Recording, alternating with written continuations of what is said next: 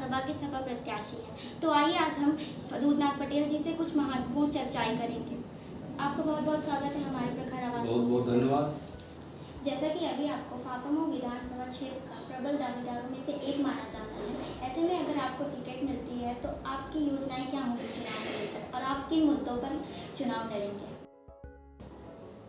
सबसे पहले टिकट प्राप्त होने पर पार्टी के राष्ट्रीय अध्यक्ष माननीय अखिलेश यादव जी को बहुत बहुत आभार प्रकट करूंगा, बहुत धन्यवाद दूंगा।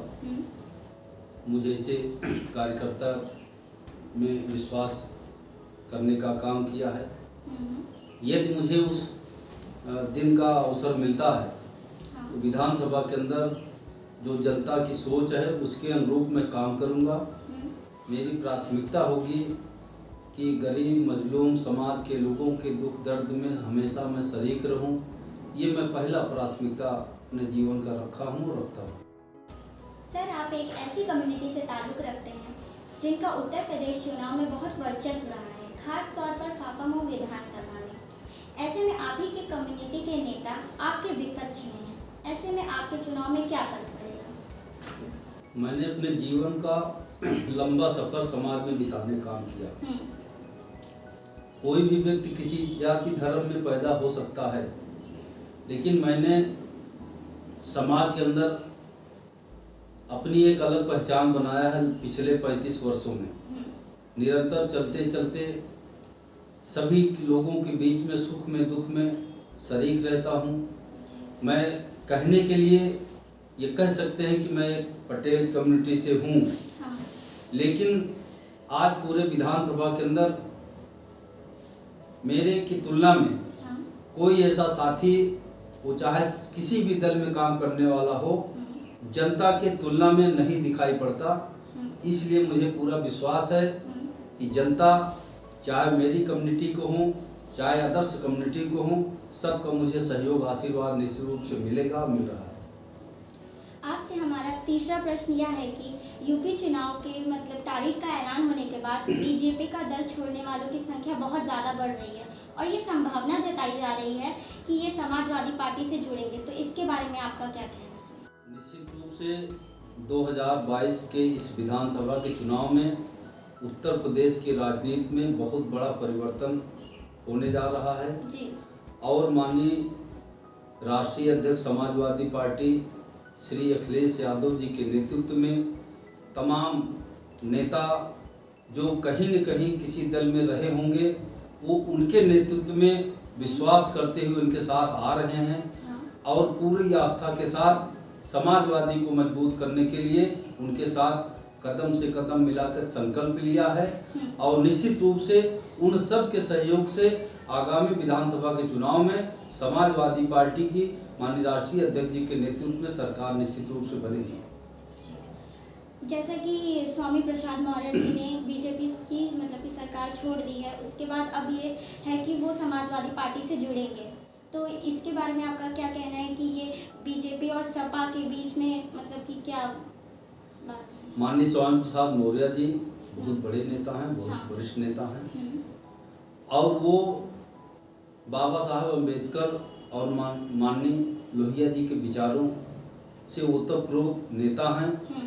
ये कहने के लिए सच है कि पिछले दिनों वो भारतीय जनता पार्टी में रहे, लेकिन वहाँ रहकर वो उन विचारों को प्रमुखता से नहीं रख पा रहे थे, घुटन महसूस कर रहे थे।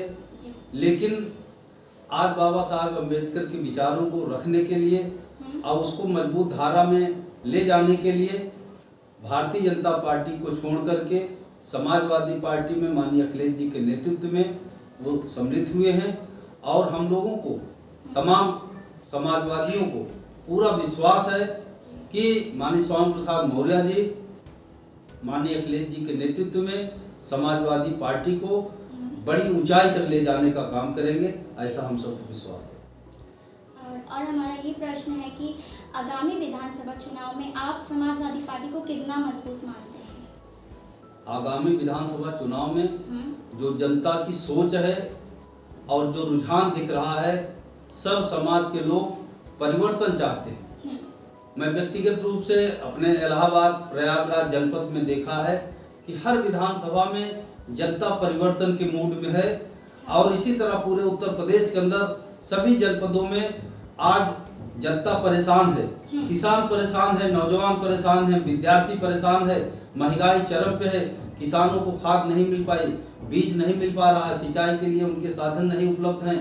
इस नाते किसानों की फसलें सुरक्षित नहीं हैं, महंगाई चरम पे है, जनता गुस्से में है, नाराजगी में है, और वो निश्चित रूप से बदलाव चाहती है, परिवर्तन चाहती है। और आज बाबा योगी के सरकार से जनता बहुत नाराज है, और इस नाराजगी का एकमात्र विकल्प समाजवादी पार्टी माननीय अखिलेश यादव जी के नेतृत्व में एक मजबूत सरकार निश्चित रूप से बनेगी, ऐसा सभी लोगों की सोच है। जी जी। 2017 के विधायक चुनाव में रह चुके विधायक विक्रमाजीत मौर्य जी के कार्यकाल के बारे में आप क्या कहना चाहेंगे? हमने अपने पूरे क्षेत्र में लोगों के बीच में गांव में आते जाते देखा, और मैंने एक ही महसूस किया, एक ही बात को, कि लोग उनको एक बात निरंतर कहते हुए दिखाई पड़ते हैं कि माननीय क्षेत्रीय विधायक जी जब से चुनाव जीते गांव में नहीं आए। लोगों ने उन्हें वोट दिया, सपोर्ट किया, विधानसभा में पहुंचाने का काम किया, लेकिन आम तौर पे हर व्यक्ति एक सवाल उठाता है कि हमारे क्षेत्र के जनपद में भी माननीय विधायक क्षेत्र के गांव की ओर, गली की ओर लोगों की बात और उनका सुख दुख समस्याओं को सुनने के लिए कभी नहीं आए। और इसका लाभ हम लोग जो निरंतर लोगों के बीच में बने हैं, उनके सुख दुख में हैं, उसका लाभ हम लोगों को मिलेगा, ऐसा हम लोग को मानना है। और हम ये पूछना चाहते हैं आपसे कि जैसे महंगाई और बेरोजगारी चरम सीमा पे है और इससे लोग परेशान हैं, तो इस पे आपका क्या कहना है? महंगाई से लोगों को बड़ी उम्मीद थी कि माननीय मोदी जी की और उत्तर प्रदेश में योगी जी की सरकार आएगी तो महंगाई कम होगा, डीजल के दाम कम होंगे, पेट्रोल के दाम कम होंगे, गैस सिलेंडर के दाम कम होंगे, किसानों के उर्वरक के दाम कम होंगे। लेकिन आज ठीक उल्टा हुआ, महंगाई निरंतर बढ़ती जा रही है, किसानों की उपज का लाभकारी मूल्य नहीं मिल पा रहा है, किसानों के ऊपर 3 स्तरीय कानून लाया गया जो पूरे देश के सामने है, एक ऐतिहासिक आंदोलन हुआ, अंत में सरकार मजबूर होकर उस कानून को वापस लिया। लेकिन आज भी इस देश के अंदर किसानों के लिए एमएसपी लागू नहीं किया जा रहा। आखिर कारण क्या है? मैं सवाल पूछता हूं कि किसानों की आय दोगुना करने की बात सरकार करती है, किसानों की आय दोगुना करने की बात सरकार करती है। इसका सीधा फार्मूला है कि किसानों की आय दोगुना करने के लिए उनके खेती में लगने वाला जो खर्च है उसका आप दाम घटा दीजिए और उनको उपज का दाम बढ़ा दीजिए, किसानों की आय दोगुना हो जाएगी। लेकिन आज उसको एमएसपी नहीं, किसान का धान औने पौने दाम पे बिक रहा है। 1875 रुपए के दाम आज 1100-1200 रुपए में गांव में लोग मजबूर हैं बेचने के लिए। कहाँ से किसान का भला होगा?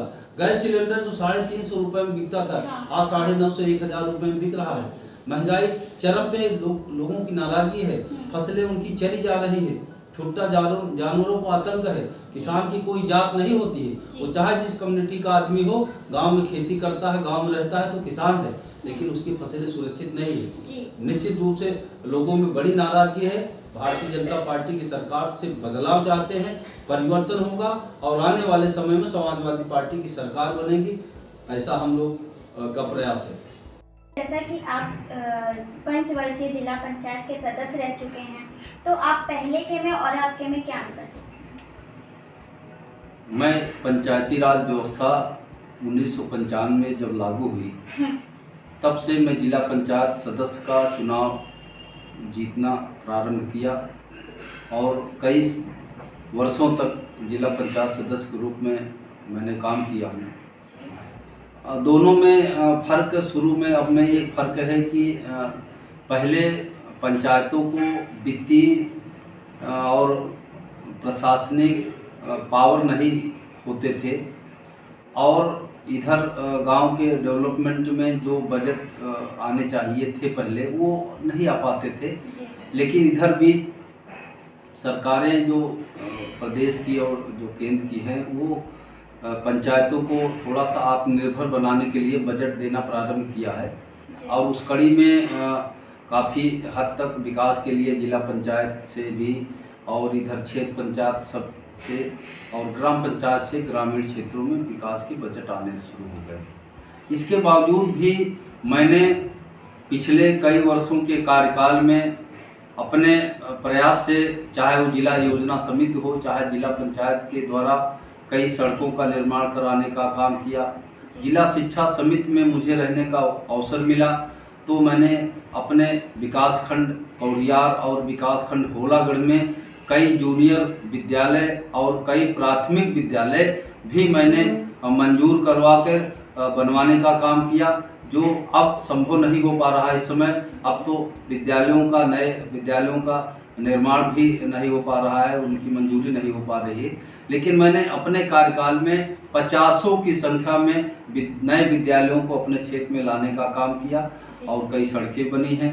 और इसके अलावा मैंने जिला पंचायत से जो गरीब लोगों का मैंने सहयोग किया, वो होता है गांव में हो चाहे चौराहों पे हो, दुकानदारों से जिला पंचायत टैक्स लेती है, लाइसेंस उनकी दुकानों को बनता है और उनके नाम पे बड़ा उत्पीड़न होता था। मैंने हमेशा गरीबों की लड़ाई के लिए, उनको सहयोग करने के लिए, उनको राहत देने के लिए टैक्स और लाइसेंस से बड़ी राहत देने का अपने कार्यकाल में काम किया, जिसके नाते मेरा कार्यकाल एक जबरदस्त लोगों की निगाह में याद किया जाता है जी। ये अंतर था। सर, तो अंत में आप अपनी जनता को क्या कहना चाहते हैं? मैं सिर्फ इतना कहना चाहता हूं कि मैं समाजवादी पार्टी का एक छोटा सा कार्यकर्ता हूं और लंबे समय से समाजवादी समाज में काम कर रहा हूं। मैंने पहली बार समाजवादी पार्टी के राष्ट्रीय नेतृत्व के सामने 2022 के विधानसभा चुनाव के लिए अपना आवेदन प्रस्तुत किया हूं एक कार्यकर्ता के नाते। लेकिन माननीय राष्ट्रीय अध्यक्ष जी जिस भी लायक मुझे समझेंगे उनका निर्णय सर्वोपरि होगा।